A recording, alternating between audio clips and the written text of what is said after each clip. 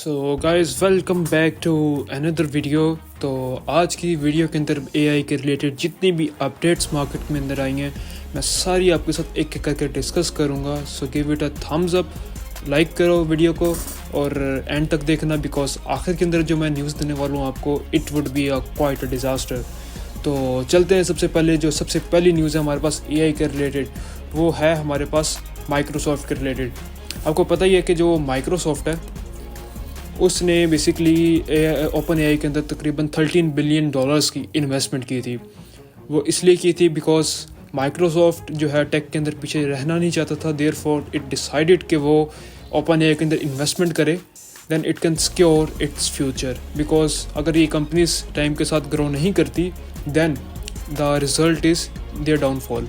तो अभी सुनने में ये है कि माइक्रोसॉफ्ट पीछे हट रहा है अपनी कमिटमेंट से जो कि $13 बिलियन की थी, और अपना चैट जीपीटी के राइवल भी कोपायलट को रिप्लेस करने के लिए अपना मॉडल बना रहा है। तो इट क्वाइट फन कि देखते हैं कि माइक्रोसॉफ्ट ऐसा क्या चीज़ बनाता है जो कि ओपन एआई को चैलेंज करेगा। So moving on to the next news.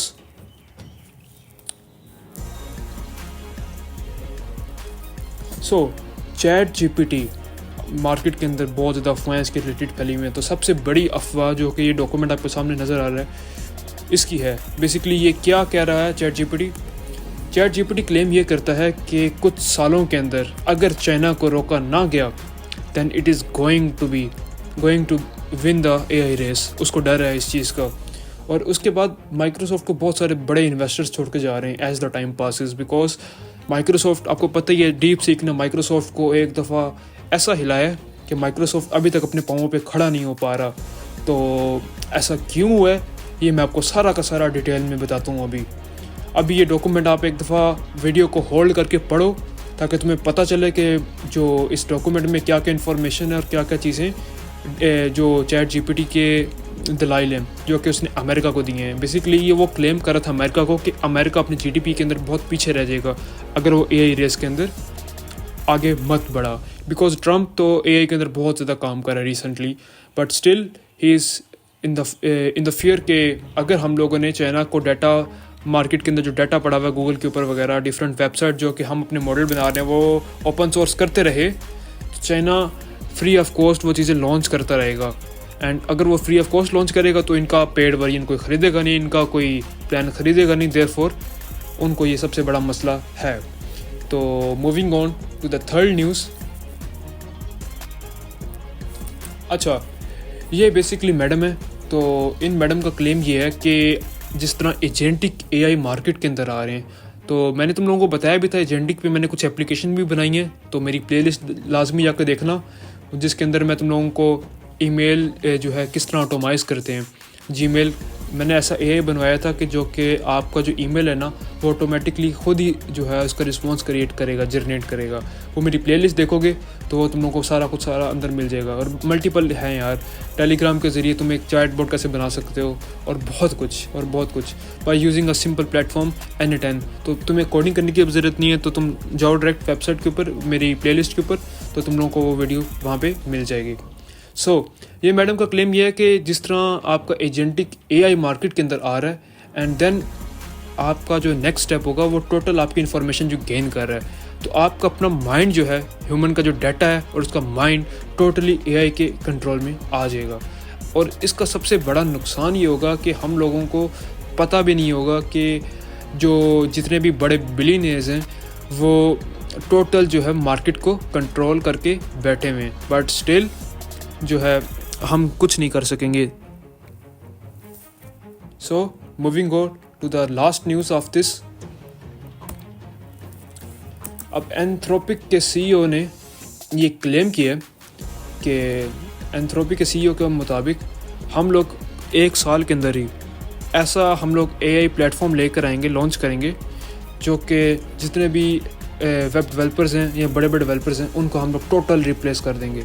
So it's a big news in the market right now जो कि हर तरफ अभी तक आई थिंक चल रही है, क्योंकि लोग कह रहे हैं कि हमें एआई रिप्लेस नहीं कर सकती। तो लेट्स सी अभी वो जो क्लेम कर रहे हैं तो उसके ऊपर वो पूरा उतरते भी हैं या नहीं। बिकॉज यार देखो, फ्रंट एंड तो टोटल रिप्लेस हो चुके हैं। मैंने तुम लोगों को कुछ वीडियोस भी बनाई थी, रेपलेट के ऊपर भी, बोल्ट के ऊपर कुछ वीडियोस बनाई हैं, तो तुम वो जाकर देख सकते हो कि तुम without any coding using the only prompt तुम लोग कैसे पूरी की पूरी तुम लोग एक AI या वेबसाइट बना सकते हो। एक वेबसाइट बना लो, तुम यहाँ ऐप बना सकते हो, एवरीथिंग, ठीक है। तो इनके मुताबिक जो फ्लॉज रह गए हैं, जो इश्यूज़ रह गए हैं, जिस तरह एंथ्रोपिक 3.7 इन्होंने लॉन्च किया मार्केट के अंदर, तो वो एजेंटिक बेस्ड है। एजेंटिक बेस्ड कैसे है? वो बेसिकली ये काम करता है, तुम्हारे टर्मिनल के ऊपर सेटअप हो जाएगा, and after setting on your terminal it's work is simple. वो क्या करेगा कि आपका जो भी लेट्स से प्रोजेक्ट है, ठीक है, उस प्रोजेक्ट के अंदर अगर कोई भी किसी भी फाइल के अंदर इशू है तो वो उसको हल कर देगा। आपको पता है शुरू में आपका जो AI था, जिस तरह आपका कोपायलट था, वो क्या करता था कि सिर्फ एक फ़ाइल उसको आप प्रॉम्प्ट दो तो उसी को उसका अंदर से एरर निकालेगा। लेकिन अगर बड़े प्रोजेक्ट्स हैं उसके अंदर हो सकता है कि लग एक फ़ाइल के अंदर इशू रहा हो लेकिन हो किसी और के अंदर, तो वो पूरे प्रोजेक्ट को एनालाइज करके उसका सोल्यूशन निकालेगा। तो दिस इज़ एजेंटिक एप्लीकेशंस, ठीक है। वन ऑफ द एप्लीकेशन जो कि इन्होंने लॉन्च किया ऑन टर्मिनल, वो अपने एंथ्रोपिक 3.7 के अंदर लॉन्च किया, तो लाजमी जाकर ट्राई करो। वो पेड है, बट आई विल प्रेफर कि अगर तुम लोग कोडर्स नहीं हो और तुम लोग अपनी वेबसाइट बनाना चाहते हो इंस्टेड ऑफ फ्रीलांसर्स, तो I think you have to be a good prompt engineer. So मेरा दिल है यार कि मैं भी प्रॉम्प्ट इंजीनियरिंग के ऊपर एक नया कोर्स लॉन्च करूं ताकि तुम लोगों की जो इन्फॉर्मेशन है उसको मैं इंक्रीज़ कर सकूं। बिकॉज अब नेक्स्ट स्टेप है मार्केट के अंदर, वो सिर्फ और सिर्फ प्रॉम्प्ट इंजीनियरिंग की डिमांड होगी। द रीज़न इज़ हमारे पास बहुत सारे प्लेटफॉर्म्स ऐसे आ चुके होंगे जो कि टोटल AI बेस्ड होंगे। हर एक चीज़, हर एक कोड AI क्रिएट कर देगा, बट जो लोग उससे काम करवाने वाले होंगे that would be the most important people, ठीक है। ये तो चीज़ मानता हूँ कि मैं जो लोग नए मॉडल जनरेट करें उनकी डिमांड तो कभी कम हो नहीं सकती, लेकिन एक पॉइंट पे ऐसा भी होगा कि AI इतनी इंटेलिजेंट होगी, जिसे कहते हैं ASI, आर्टिफिशियल सुपर इंटेलिजेंस। अगर उस लेवल पे आपकी AI पहुंच जाए देन वी कैन से कि AI अपने आप को खुद ही जनरेट कर सकती है। अब जिस तरह AI जो आपका ChatGPT का 3 है, ChatGPT 2 उसने ट्रेन किया ChatGPT 3 को, एंड देन 3 ने 4 को, एंड 4 ने 4.5 को, and then this is going to go forward, ठीक है। कहने का मकसद क्या है? इंसानों को सिर्फ शुरू में इंटरवेंशन थी। इंटरवेंशन कैसे थी वो मैं तुम्हें बताता हूँ कि शुरू में जब ChatGPT फ्री ऑफ कॉस्ट था, इन लोगों ने हमसे हमारा डाटा लिया सारा।